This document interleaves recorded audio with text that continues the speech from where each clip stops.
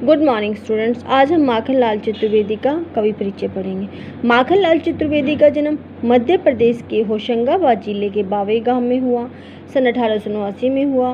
वे मात्र 16 वर्ष की अवस्था में शिक्षक बन गए और बाद में उन्होंने अपने अध्यापन कार्य को छोड़कर प्रभा पत्रिका का संपादन भी किया।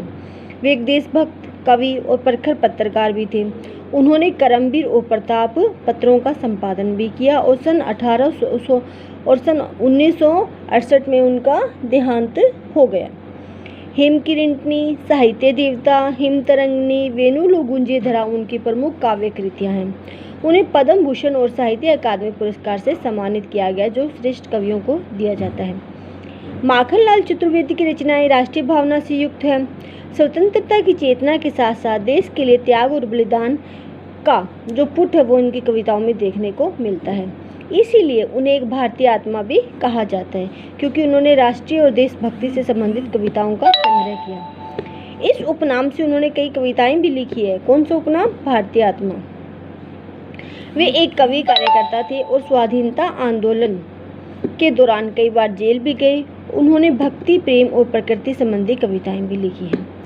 चतुर्वेदी जी की कविता में शिल्प की तुलना में भाव को अधिक महत्व दिए हैं। उन्होंने परंपरागत छंदबद्धता तत्सम शब्दावली के स्थान पर बोलचाल की आम भाषा के साथ साथ उर्दू और फारसी शब्दों का समावेश उन्होंने अपने काव्य कृतियों में किया है। तो माखनलाल चतुर्वेदी की काव्य की एक कृति यानी उनकी एक रचना, उनकी एक कविता कैदी और कोकिला हम अपने सिलेबस में पढ़ेंगे, जिसका नाम है कैदी और कोकिला। तो अब हम देखेंगे कि कैदी और कोकिला में कवि ने क्या दिया है। तो कैदी और कोकिला में कवि ने अंग्रेजी उपनिवेशवाद के शोषण तंत्र का मार्मिक विश्लेषण उन्होंने किया है। यह कविता भारतीय स्वतंत्रता सेनानियों यानी स्वाधीनता सेनानियों के साथ जेल में किए गए दुर्व्यवहार और यातनाओं का मार्मिक साक्ष्य प्रस्तुत करती है। इस कविता में कवि जो है वो जेल में एकांकी और उदास है।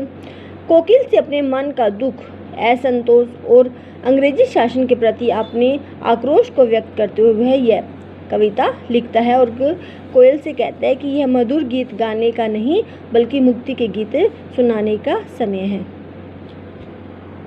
धन्यवाद।